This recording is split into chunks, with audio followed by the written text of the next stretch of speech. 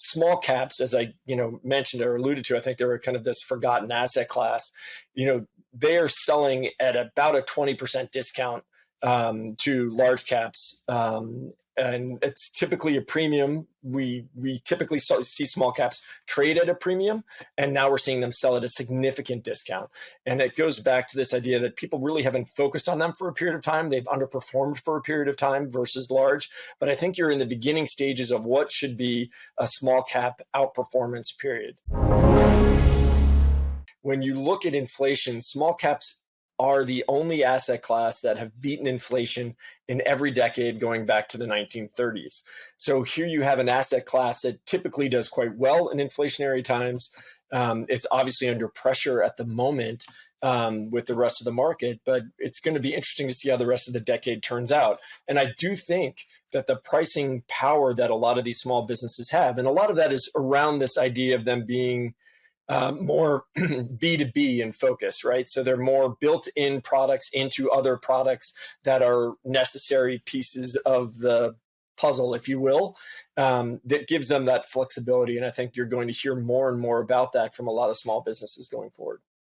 That's so interesting because I've often been wondering about this when it comes to small caps, about whether they are more resilient in an inflationary environment. So is that the only thing? Is that where the sort of secret strength is, the fact that they're more B2B? Does that mean they're not sort of exposed to the consumer and that knock-on effect of higher prices and the Fed trying to kill demand? Are they just not as exposed to the demand side of the economy in that way? Well, they are exposed. I mean, most businesses are eventually exposed to the demand side of the economy, right? And small caps are not, able to just completely miss that. So they do have those pressures. And then it depends on what sector you might be looking at as well, right? Obviously the consumer aspect of small caps obviously has that pressure.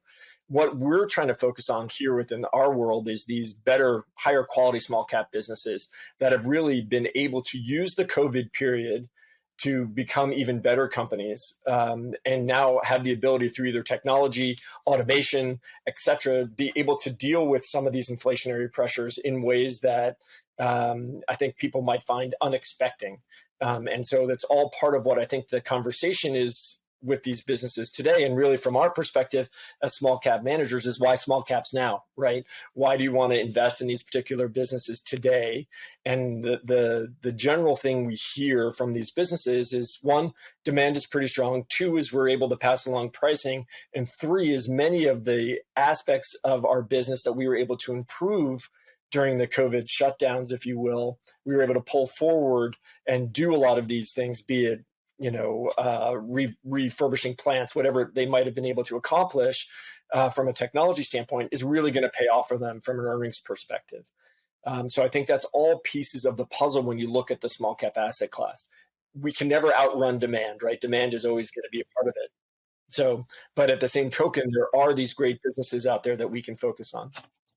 That's so interesting. What about interest rates? So the two issues that the market in this new regime that everyone's grappling with is inflation and then rising interest rates, right? If you got higher borrowing costs and you're seeing the tech area just get killed on this, anybody that's relying on future earnings or anyone that has a high cost of capital, what does this new regime mean for them if we are in a different period? How does that lay on top of the small cap space? I mean, are there balance sheets in general strong enough to handle higher borrowing costs? I would have thought they'd be more vulnerable. So two things there. One is, the tech companies that are getting hit today, higher rates are causing people to kind of refocus and pivot away from those long duration assets, which have done so well for a period of time. And that's key to what I think is happening in the market and the shifts we're seeing in the market with those big tech names underperforming and have been underperforming now for a period of time. And I think those areas of the market are going to be, as we've been saying internally here, the ATM, if you will, the cash machine for the rest of the market. We have been investing in the same companies in a zero interest rate policy world or very low interest rate policy world for a long period of time. And so for us to talk about investing in small cap companies that have cash flow and earnings is kind of an odd thing when you could just buy Apple or Google or whatever you wanted to buy for the past 10 years. Now I think the market is shifting. So I think as rates move up, the focus of the market is changing. So that's kind of the first part of the answer, I think, to your question. The second part of the answer goes to the fact that one of the myths around small caps and small caps investing in general is that they are over-levered businesses. That and what we find in our history of doing this for a long period of time is that many businesses do not necessarily need access to the capital markets. And so one of the things we like to take off the table from a risk perspective within small caps is those over-levered balance sheets. So we tend to focus on businesses in many of our products here that don't need that kind of financial leverage, right? We're bigger fans of operating leverage within the underlying business, but these are companies that have cash flow, that actually pay dividends at times, can give money back to shareholders in a variety of different ways. And so they don't have that added stress of what might be going in the overall market from a rate perspective, and rates going up, because they don't necessarily need that access to the capital markets. Yeah, you're right. Because I do think there is a perception that they're kind of running lean and really needing, to constantly roll over and tap into borrowing. So that is I think a misperception out there. So Francis, when we're talking about small caps, we generally look at the Russell 2000, but that tells you that there's an enormous amount of companies that fall under that umbrella. What do we need to, if you sense there's going to be a big rotation out of just the passive dumping into large tech, and maybe now a shift into other areas in the market and maybe back into small caps, what do investors need to understand about looking at that market? I mean, I'm sure we can't paint the entire market with one, stroke. There's a lot of differences under the hood. How do you go about separating it out and thinking about it?